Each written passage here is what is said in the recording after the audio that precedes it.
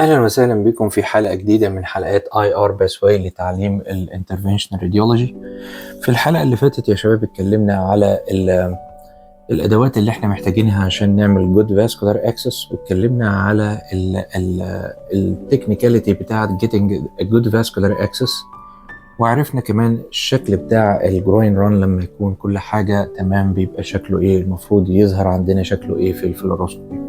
طيب النهارده بقى هنتكلم على توبيك مختلف شويه، الا وهو الكومبليكيشنز اوف فاسكولار اكسس. ماذا لو ان في مشكله واحنا بنعمل الفاسكولار اكسس؟ في البدايه عايز اتكلم على البريديسبوزنج فاكتورز. ايه هي العوامل اللي لو موجوده في عيان قبل ما ابتدي اشتغل ببقى متوقع ان هيبقى عندي كومبليكيشنز؟ تمام. فمن اهم هذه العوامل يا شباب ان النمره واحد الكواجيولوباسي والانتي كواجيوليشن. خلاص، انتي كواجيوليشن والكواجيولوباسي. طيب في واحد منهم نقدر نتحكم فيه كويس الا وهو الانتي كواجيوليشن. في واحد تاني اللي هو الكواجيولوباسي ممكن يبقى عندنا شويه مشاكل في تصحيحه. تمام. الاس اي ار يا جماعه بتطلع كل فتره جايد لاينز على الانتي كواجيوليشن بارامترز اللي انت محتاجها قبل ما تعمل اي بروسيجر، بما في ذلك الفاسكولار اكسس. كمان الاس اي ار بتطلع نشرب تقريبا كل الانتي كواجوليشن ميديكيشن وايه اللي محتاج توقفه قبل البروسيجر بقد ايه. تمام. طيب معظم المشاكل دي يا جماعه ما بتحصلش في الحاجات الالكتيف. الحاجات الالكتيف غالبا انت بتوقف الانتي كواجوليشن فتره كافيه قبليها، وبتصلح لو في بليتلت ديسفانكشن او في اي مشاكل بالنسبه للاي ان ار او اي حاجه. لكن المشكله معظمها بيحصل في الحالات الطوارئ. تمام. يعني انت مثلا داخل في مريض جاي في حادثه وعملنا له السي بي سي بتاعته والاي ان ار، ولقينا الاي ان ار بتاعه 3.2 والبليتلتس مثلا 15. البيشنت ده غالبا هيحصل عنده مشكله قبل ما تخش، انت عارف كده. ولكن ما فيش فرصه قويه لتصحيح الحكايه دي. صحيح ممكن تديله بليتلت ترانسفيوجن قبل البروسيديور، تديله اف بي او فريش فروزن بلازما قبل ما تعمل البروسيديور عشان تحاول تصلح هذه الحاجات، لكن انت بتبقى داخل ومن الاول عارف ان في بعض الريسك بالنسبه لهذا العيان. طيب ايه الحاجه الثانيه؟ الاوبيزيتي. العيانين اللي عندهم سمنه زي ما اتفقنا قبل كده في كتير من الاحيان بيبقى عندك بعد ما تخلص المشكله البروسيديور بيبقى عندك مشكله في انك تاتشيف هيموستاسيس لما بتعمل، خاصه لما بتستخدم الكومبريشن ميثود وبتضغط على الشريان. الطبقه السميكه من السبكيوتينيوس فات دي بتمتص معظم الضغط، ومعظم الضغط مش بيوصل للشريان، وبالتالي بيبقى فيه احتمال اكبر ان العيان ينزف بعد ما بتشيل الشيس ده. كمان لو زي ما اتفقنا associated بهاي بانكشر، واتكلمنا قبل كده على الهاي بانكشر وعرفنا ان احنا المفروض نكون at the level of the mid femoral head. لو البانكشر دي عاليه غالبا العيان ده ممكن ينزف. اوكي. طيب في فئه كمان من العيانين عايزك تاخد بالك منهم، العيانين اللي عندهم رينال فيلير. تمام. العيانين اللي عندهم مشاكل في الكلى ورينال فيلير، العيانين دول يا جماعه بيبقوا تريكي شويه. ليه؟ لان في نقطتين عندهم. بيبقى اول حاجه عندهم حاجه بنسميها بليتلت ديسفانكشن. يعني ايه بليتلت ديسفانكشن؟ يعني حضرتك هتعمل السي بي سي وتبص على البليتلتس تلاقي البليتلتس كويسه، يعني مثلا let's say 75. اوكي تمام. فده معقول جدا. لكن المشكله ان الناس دي بيبقى عندها بليتلت ديسفانكشن، يعني هذه البليتلتس على الرغم من ان عددها كويس لكن الفانكشن بتاعها فيه مشكله. تمام. فهي كانها اكتنج مثلا كانهم 15 كي بس. تمام. وبالتالي العيانين دول بيبقوا برضه هاي ريسك فور بليدنج. نفس الكلام بالنسبه لعيان الرينال فيلير يا شباب، واكيد انتوا عارفين بيبقى عندهم lots of calcification along the blood vessels. تمام. فالعيانين دول اللي هو بتلاقي الشرايين بتاعته كانها مرسومه بالكالسيفيكيشنز، وبالتالي الاكسس بتاعك ممكن ما يبقاش فيري ايزي لان في irregularity ولوتس اوف كالسيفيكيشن في الوول. فدول فئه برضو من العيانين مهم جدا انك تكون عارفهم. الحاجه الرابعه ودي حاجه منطقيه جدا، حجم الشيس يا جماعه. كل ما يصغر حجم الشيس كل ما الفتحه اللي اتعملت في الشريان بقت اصغر، وبالتالي سهل ان انا اسيطر عليها.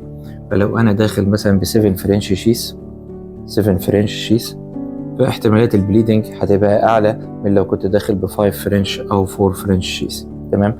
فدي كلها بعض الحاجات اللي عايزك تكون عارفها لان لو موجوده عندك بتبقى انت متوقع ان ممكن يبقى فيه كومبليكيشن وتبقى مستعد تتعامل معاها. طيب خلونا بقى يا شباب نبتدي نتكلم على اول كومبليكيشن عايزين نعرفها، الا وهي السودو انيوريزم. تمام. طيب السودو انيوريزم ده عباره عن ايه يا شباب؟ عباره عن التالي. لو انا عندي شريان كده اهو، وعملت هنا اكسس، وبعد ما شلت النيدل دي عملت الكومبريشن، ولكن للاسف البليدنج ده لم يتوقف، فهيبتدي يحصل بليدنج ويبتدي يتكون عندنا هنا تجمع دموي. تمام. طيب التجمع الدموي ده يا شباب في حاجه من اتنين، اما هيكون تجمع دموي معزول عن الشريان بالشكل ده، خلاص، يعني الفتحه اللي في الشريان اتقفلت ولكن تبقى تجمع دموي، ده بنسميه هيماتوما. خلاص، هو ده التجمع الدموي اللي هيبقى موجود في بعض الناس بعد ما تعمل اي بروسيدور بشكل عام. لو عملت الترا ساوند وبصيت هتلاقي في حته كده هايبوكويك حوالين الشريان، دي عباره عن سمول هيماتوما. تمام. لكن لو التجمع الدموي ده يا شباب فضل كوميونيكيتنج مع الشريان بنك، تمام، برقبه كده، بحيث ان بقى فيه دايما blood flowing جوه، هو ده اللي بنسميه سودو انيوريزم. خلاص، يبقى السودو انيوريزم ده يا شباب عايزين نفرقه من الانيوريزم العادي، وعايزين نفرقه من الهيماتوما. تمام. الهيماتوما هي عباره عن تجمع دموي غير متصل بالشريان، not communicating مع الارتري. تمام. لكن السودو انيوريزم هيبقى كوميونيكيتنج مع الارتري. امال ايه الانيوريزم العادي ده يا شباب؟ الانيوريزم عشان يتسمى ترو انيوريزم لازم يكون ليه السيم 3 لايرز اللي موجوده في اي شريان. احنا عارفين ان اي ارتري بيبقى فيه 3 لايرز، في عندنا انتما وميديا وادفنتيشيا. تمام. فلو الشريان جه عمل كده وقام عامل حاجه شبه كده ونكمل، خلاص، وعندك هنا 3 لايرز بتاعت الشريان العادي مكمل اهو، ده كده اسمه ترو انيوريزم. خلاص، ترو انيوريزم. لكن لو ملوش ترو وول، يعني الوول بتاعته هي عباره عن الفايبروماسكولار تيشو اللي حوالين الهيماتوما، ليست ترو وول، ده اللي بنسميه سودو انيوريزم. خلاص يا شباب. طيب تعالوا نتكلم دلوقتي ازاي هنشخص او هنعرف بوجود هذا السودو انيوريزم. الحقيقه ان هو ليه one of two settings يا جماعه، اما ان هيحصل معاك على الترابيزه، واما انك هتكتشفه في العيان بعد فتره. تمام. طيب اكتشافه في العيان بعد فتره ده بيحصل في ايه؟ بيحصل في بعض البروسيديورز، مثلا زي ما تكون عملت اكسس وقفلت الاكسس وكل حاجه تمام، وقعدت العيان عندك فور اوبزرفيشن. العيان بعد كده روح وجاي قال لك يا دكتور، اتصل بيك على التليفون قال لك يا دكتور انا عندي كلكيعه او عندي ماس موجوده في الجروين، وبيحس ان هي بلسيتنج مع نفس النبض بتاعه، بيحس ان هي بلسيتنج. ده غالبا السودو انيوريزم. او في بعض الاحيان يا شباب لو السودو انيوريزم صغير العيان ما بيحسش بيه، ولكن بيكتشف لو اتعمل سي تي لسبب اخر. تمام. يعني مثلا العيانين اللي بنعمل لهم يوترين فايبرويد امبلايزيشن ممكن جدا نروحهم البيت في نفس اليوم لو الالم تم السيطره عليه. لكن في بعض الاحيان الالم بيزيد بالليل، فالعيانه اول حاجه بتعملها انها بتروح على الطوارئ. دكتور الطوارئ مش عارف قوي عن البروسيدور اللي احنا عملناها، فبيقوم طالب سي تي لان العيانه عندها ابدومينال بين. تمام. فلما بيعمل السي تي بيشوف النقطه الصغيره بتاعه السودو انيوريزم موجوده جنب الشريان، وبتبقى ريبورتد ان ده سودو انيوريزم، فانت بكده بتعرف عنها. تمام. طيب لكن لو حصل السودو انيوريزم ده على الترابيزه بيبقى عباره عن انك بتخلص البروسيدور وبتعمل بريشر وكل حاجه تمام، وانت بتحط الدريسنج بتلاقي مره واحده الجروين بيحصل له سويلنج. تمام. ليه؟ ايه اللي بيحصل؟ ان العيان بينزف. تمام. تحط عليه الالترا ساوند تلاقي عندك الشكل اللي احنا عارفينه، ان تلاقي الشريان بهذا الشكل كده اهو كده، وهتتلاقي ان عندك هذا التجمع اللي موجود، وبيبقى فيه زي ما انتم حضراتكم عارفين الكلاسيك سايت اللي هي الين يانج ابيرنس، ان بيبقى فيه جزء لونه احمر والجزء الثاني لونه ازرق. تمام. ده ليه؟ لان في تربلنس اوف بلاد فلو. تمام. ففي بلاد فلو داخل، البلاد فلو اللي رايح ناحيه الترانسديوسر هيبقى لونه احمر، وبعد كده بيلف ويروح بعيد عن الترانسديوسر فبيبقى لونه ازرق. فدي الين يانج ساين، كلاسيك ساين اوف سودو انيوريزم. تمام.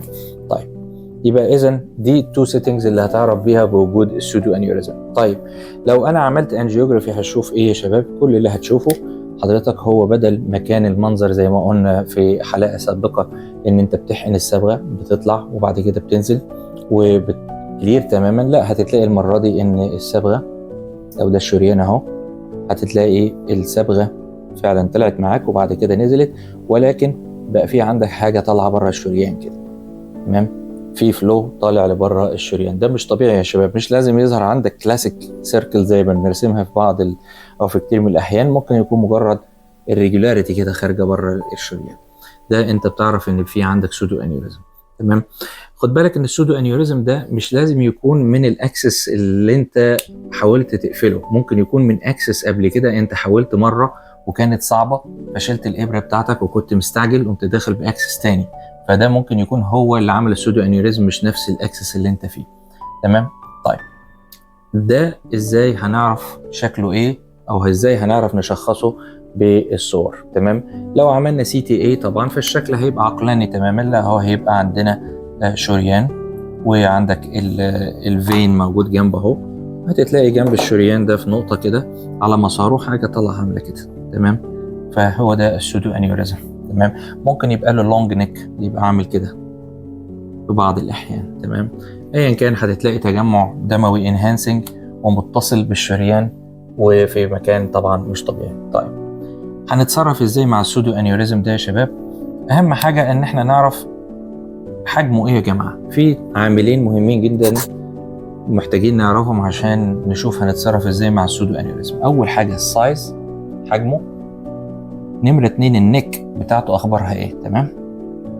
طيب السايز، ليه السايز مهم؟ لان اكتشفنا ان السودو انيوريزمز الصغيره كتير منها يا جماعه بيريزولف سبونتينيوسلي، يعني بيبقى فيه صحيح بلاد فلو بس بيبتدي يحصل ثرومبوسس هنا في الساك، وكل ما يحصل ثرومبوسس كل ما بيبقى دخول الدم اصعب وبالتالي هو بيقفل نفسه بنفسه، والحقيقه دي كميه مش قليله من السودو انيوريزمز اللي بتعمل كده. طيب هل في عندنا بريدكتورز نعرف منها ان ده ممكن يحصل؟ اللي مكتوب واللي ريبورتد في الليترشر موضوع السايز، ان لو تلاقينا ان هذا السودو انيوريزم اقل من 3 سم فده احتمالات انه يقفل لوحده عاليه جدا، تمام؟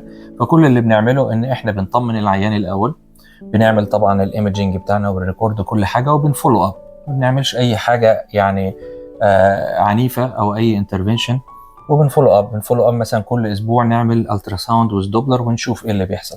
غالبا معظم هذه السودو انيوريزمز بتقفل في خلال من 3 الى 4 اسابيع، تمام؟ تجيب العيان بعد 3 الى 4 اسابيع وتيجي تعمل الترا ساوند تلاقي مفيش حاجه، او تلاقي بقى شكل الهيماتوما اللي هي عباره عن حاجه هايبو اوكود كده جنب الشريان وخلاص ما عادش فيه هذا الاتصال. تفتح الدوبلر مفيش هذا الين يانج ابيرنس اللي احنا شفناه في السودو انيوريزم قبل كده، تمام؟ طيب ده اذا لو السودو انيوريزم اقل من 3 سم. طيب نفترض ان هو اكتر من 3 سم وليكن 5 سم مثلا، وانت حاولت فتره بالكونسرفاتيف ميجرز ما حصلش انه قفل، طب هنعمل ايه في اللحظه دي؟ في اللحظه دي يا شباب الحاجات اللي ممكن نعملها هو ان احنا نعمل او نستخدم الالترا ساوند وان احنا نحاول نعالج هذا السودو انيوريزم. في طريقتين موصوفين، الطريقه الاولانيه هي الالترا ساوند كومبريشن. يعني ايه الالترا ساوند كومبريشن؟ انا عارف ان هذا السودو انيوريزم حياته كلها في هذه النك، هي اللي بتدخل له الدم وهي اللي مخلياه مستمر وما بيحصلوش ثرومبوسس، تمام؟ فانا لو جبت الالترا ساوند برو وجيت عند النك وقمت جاي والضاغط على هذه النك بحيث ان انا اقفلها وعملت كومبريشن لفتره، ممكن مع هذه الفتره لو العيان ما عندوش مشاكل في الكواجوليشن هذه النك ذات نفسها تتقفل بكلوت، خلاص؟ وانس هذه النك بقت كلوتد هذا السودو انيوريزم اتعزل خلاص، تمام؟ فكل اللي هيحصل له هو انه هيبتدي يثرومبوز اون اتسيلف ويقفل، تمام؟ طيب هتسالني سؤال، هو انا يعني هل معقول ان انا هقدر اشوف النك بالالترا ساوند وانزل عليها تماما؟ هقول لك الحقيقه ان بالالترا ساوند دلوقتي خاصه مع الفيري جود ريزوليوشن للالترا ساوند بقيت تقدر تشوف النك وتقدر تنزل عليها بالظبط. بس في نقطه مهمه عايز افهمها لحضرتك، ان انت محتاج تكون بالالترا ساوند بروب بتاعك نازل هنا، تمام؟ خلاص، يعني على النك بالظبط. حاول انك تتفادى انك تنزل على الشريان، لانك هتفضل ضاغط وضغط قوي يكفي انه يقفل النك لمده او لفتره، تمام؟ فلو انت قافل الشريان في نفس الوقت ده ممكن يعمل ليج اسكيميا، فخد بالك من النقطه دي. خلاص، يبقى لو سمحت ايدنتيفاي النك بدقه، واول لما تعرف ان انت فوق النك بالظبط اضغط فتره واستنى وشوف. والله لو بعد شويه شلت البروب اتلاقيت ان اليين يانج ابيرنس ده انتهى وما انتش شايف الفلو في النك، يبقى اذا انت نجحت. طيب، هذه الطريقه ممكن تنجح، ممكن تنجح، ولكن في بعض او كتير من الاحيان مش بتكون كافيه ان هي توقف هذا السودو انيوريزم او تعالجه. طيب، هيكون الحل التاني ايه؟ الحل التاني يا شباب هيكون ان احنا نحاول نعمل ثرومبين انجكشن في السودو انيوريزم ده مباشره. طيب، خليني اقول لك على حاجه مهمه هنا. ولما نيجي نعمل الثرومبين انجكشن، واحنا ان شاء الله ممكن نعمل حلقه مخصصه للثرومبين انجكشن، ولكن انا عايزك تفهم حاجه مهمه، ان الثرومبين ده عباره عن ماده لما بتحقنها في اي تجمع او اي تجمع دموي بتعمل بتانديوس ثرومبوسس، تمام؟ فهي بتعمل اللي انت عايزه، بتقفل السودو انيوريزم من خلال ان هي تحول الدم اللي جواه الى كلوت، تمام؟ مهم جدا وانت بتحقن الثرومبين ده يا شباب ان هو ما يعديش من الساك دي الى الارتري، لان لو حصل، لو انا جيت احقن ثرومبين هنا والثرومبين ده قام نازل في الشريان، ايه اللي هيحصل؟ اللي هيحصل ان انت هتنديوس كلوتنج في الارتري نفسه، ودي مشكله، لان طبعا الارتري ده نازل تحت وبيسبلاي حاجات كتير، فانت لو عملت كلوتنج للشريان انت كده عملت مشكله كبيره. خلاص، فلو سمحت خليك فيري كيرفول وانت بتحقن الثرومبين. في 2 تريكس بنعملهم عشان نتفادى الفولس انجكشن في الارتري. الحاجه الاولانيه انت اوريدي عارفها واتكلمنا عنها هنا، اللي هي النك، تمام؟ كل ما النك تكون صغيره يا شباب كل ما فرصه ان الثرومبين يقعد جوه السودو انيوريزم اعلى، تمام؟ خليني مثلا اقارن هذا الوضع بوضع تاني عامل كالتالي، ان عندي مثلا اهو شريان اهو، والسودو انيوريزم بتاعه عامل كده بالظبط، تمام؟ شايف حضرتك النك دي واسعه ازاي؟ لما اجي احقن انا ثرومبين هنا في فرصه اكبر ان الثرومبين يليك في الارتري، لكن لو النك ضيقه كده غالبا الثرومبين هيقعد يبقى ريتيند جوه السودو انيوريزم، واحتمالاته اقل انه ينزل في الارتري. نمره 2، لما تيجي احقن away from the neck، تمام؟ فلو انا عندي مثلا ابره الثرومبين اهي وهحقن، ما اروحش اجيب الثرومبين واحقن في الاتجاه ده كده، تمام؟ لان انا بالظبط اللي هيحصل اول الثرومبين ما هيطلع احتمال انه يخش كده، لا انا هعمل كده، اجي احقن في اتجاه بعيد خالص عن النك، تمام؟ بحيث ان الثرومبين بتاعي لما هيطلع ويسوير في السودو انيوريزم هنا ما يخشش في هذا الاتجاه، تمام؟ طيب، يبقى اذا دي هي الحاجات اللي ممكن نعملها بيركوتينيوسلي عشان نعالج هذا السودو انيوريزم، تمام؟ طب لما احقن ثرومبين يا شباب مش لازم اوصل ل 100% اوباسيفيكيشن او 100% ثرومبوسس، تمام؟ بالعكس، انت ممكن تجيب مثلا معظمه ليتس سي 85% قدرت تعمل له اوكلوجن، تمام؟ وما عادش الا الشويه دول، دي هتقفل لوحدها، لان احنا نرجع تاني لهذا المنطق، هيبقى حاجه صغيره خالص هتقفل مع الوقت، تمام؟ طيب، ليتس سي بقى ان حضرتك حاولت تعمل كل ده ومفيش فايده، تمام؟ السودو انيوريزم مش راضي يقفل، او من الاول النك واسعه زي ما حضرتك شايف كده هنا، وفي احتمال او في ريسك كبير انك تعمل مشاكل لو حاولت بالثرومبين. في الحاله دي اللي ممكن يتعمل يا شباب هو ان احنا نحط كفرد ستنت، او بيسموها ساعات ستنت جرافت. دي عباره عن ايه يا جماعه؟ زي ما اسمها بيقول عباره عن دعامه، تمام؟ اهي دعامه بس بتبقى كفرد، تمام؟ يعني متغطيه، بحيث ان هي بتخلق ليومن اللي هيخش الدم هيمشي من جواها مش هيروح في الجناب، تمام؟ فايه اللي بيتعمل؟ بيتحط كفرد ستنت كده، نيجي من هنا كده اهي نحط الكفرد ستنت كده، تمام؟ فبالتالي بنكون عزلنا هذا السودو انيوريزم، خلاص ما عادش فيه مدخل. طبعا بروفايدد ان في جود سيل هنا وجود سيل هنا، الدم هيمشي من جوه الستنت وهذا السودو انيوريزم اتقفل لوحده، تمام؟ نصيحه بس لحضرتك، لو انت ما عندكش خبره في وضع الانترافاسكولار ستنتس، وده مش عيب على فكره، يفضل انك يا اما تسال حد يكون بيعرف يعملها، يا اما تحول العيان ده لو عندك فاسكولار سيرجي بيعملها انه يعملها. ليه؟ لان وضع هذه الستنتس برضو محتاج خبره وليه كومبليكيشنز، فانت مش محتاج تعالج كومبليكيشن بكومبليكيشن. تمام. فلو انت مثلا حضرتك من يعني البراكتس بتاعك ليميتد مثلا لمجرد ليفر انترفنشنز، بتعمل تيس وبتعمل واي 90 وهو ده معظم اللي بتعمله، بس عمرك ما حطيت انترافاسكولار ستنت، يبقى في الحاله دي مفيش اي مانع انك تطلب مساعده فاسكولار سيرجن او مساعده حد من زمايلك يكون عنده خبره في الفاسكولار ستنتنج. تمام. لو كل هذه الحلول يا شباب ما كانتش افكتيف، في الحاله دي ممكن نضطر ان احنا نعمل سيرجيكال انترفنشن بقى. تمام. يعني الجراح بيخش بييفاكويت هذا السودو انيوريزم، وبعد كده بيعمل ريبير للشريان او بيعمل له باتشنج. تمام. طيب ايه هي الساينز اللي لو ابتدت تظهر عندي انا اعرف ان انا محتاج سيرجيكال كونسلتيشن sooner than later؟ لو هذا السودو انيوريزم يا جماعه ابتدى يعمل كومبريشن سيمبتومز، خلاص، يعني العيان ابتدى مثلا يقول لك انا ابتديت احس بتنميل في رجلي، او ابتديت احس ان في ضغط جامد في منطقه الجروين. تمام. او ابتدى يبقى في اسكيميك سيمبتومز، ده معناها ان السودو انيوريزم ده يا جماعه ابتدى يكبر والبريشر فيه بقى عالي لدرجه انه ابتدى يضغط على السراوندينج ستراكشرز. في الحاله دي انت المفروض تطلب سيرجيكال انترفنشن sooner than later. خلاص، ما تستناش، لان بعد كده الامور هتبقى صعب تصلحها. طيب تعالوا يا شباب نتكلم على السكند كومبليكيشن وهو الدايسكشن. تمام. طيب ايه هي الريسك فاكتورز اللي بتزود احتمالات حصول الدايسكشن مع الفاسكولار اكسس؟ احنا اتكلمنا بشكل سريع عن كده في الحلقات اللي قبل كده، قلنا ان لو عندنا شريان زي كده اهو، وعندنا بيشنت تاني زي كده، هذا العيان خلينا نقول ان سنه 30 سنة، هذا العيان خلينا نقول ان سنه 80 سنة. تمام. هذا المريض هيكون من السهل جدا انك تعمل الفاسكولار اكسس بتاعك، لان الواير بتاعك هيجو سموث لايك ذس. هذا المريض للاسف غالبا هيكون عنده اثيروسكليروسس كده في معظم شرايينه. تمام. وبالتالي لما بنيجي ندخل احنا الفاسكولار اكسس بتاعنا نحط النيدل كده، لو ما اتبعناش القواعد اللي اتكلمنا عليها في حلقه قبل كده، ممكن الواير بتاعنا يدايسكت، يمشي سب انتمال كده، ما يبقاش جوه اليومن. تمام.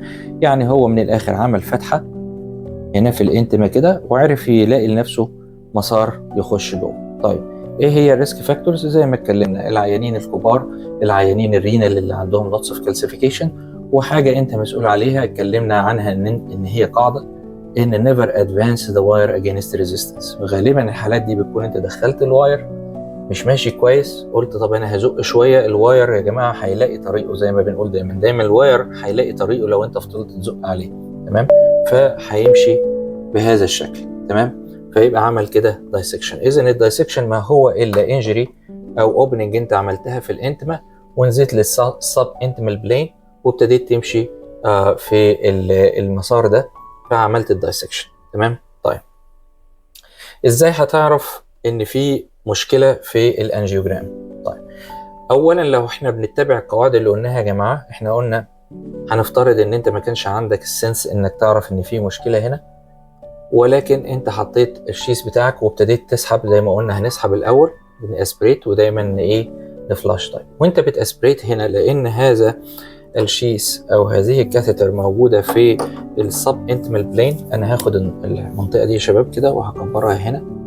تمام. فهيبقى عندنا الشريان اهو، وده الانتما هنا، وعندنا الاثيروسكليروسس بالشكل ده اهو، وانت الواير بتاعك عدى كده، فانت بقيت موجود سب انتمال.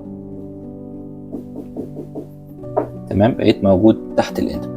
لما هتيجي تسحب بلاد من هنا يا شباب، مش هيجي معاك بلاد بالشكل العادي اللي لو كان في جوه الشريان. تمام. هيجي معاك شويه لان في طبعا في فاسكولاريتي هنا، بس هيجي معاك حاجه قاعده انتربتد، مش الفلو اللي انت عارفه من ارتري. تمام.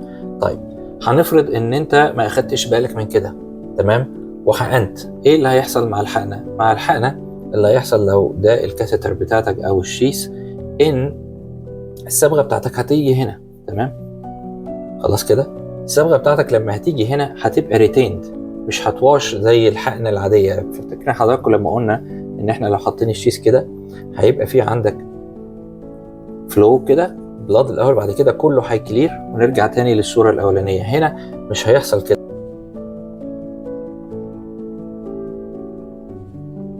هنا اللي هيحصل هيكون كالتالي اهو. لو ده الشريان اهو، تمام اهو، فلانك موجود سب انتمال هتحقن هنا، الصبغه هتملى هذا المكان، فهتلاقي عندك هولدنج للصبغه كده، تمام.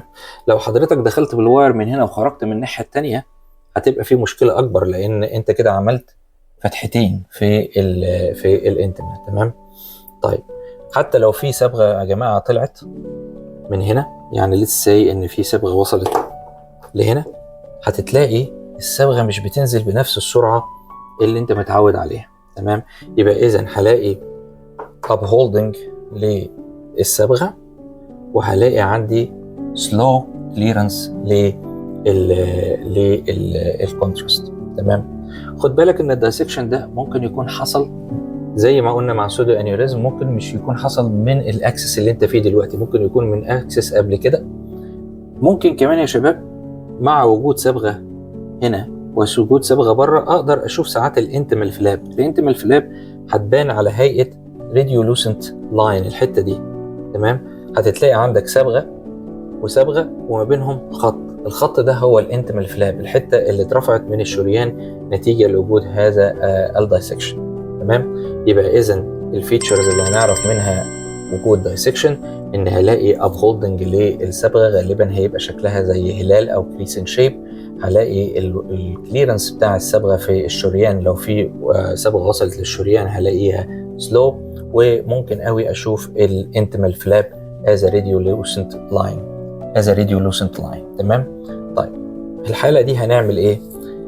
هنعمل التالي، هنسال نفسنا سؤال مهم جدا: هل هذا الدايسكشن فلو ليميتنج ولا لا؟ تمام، سؤال مهم جدا. هل هذا الدايسكشن كبير بالقدر الكافي ان هو ينترفير with the normal blood flow لتحت ولا لا؟ لان احنا عندنا حالتين مختلفتين.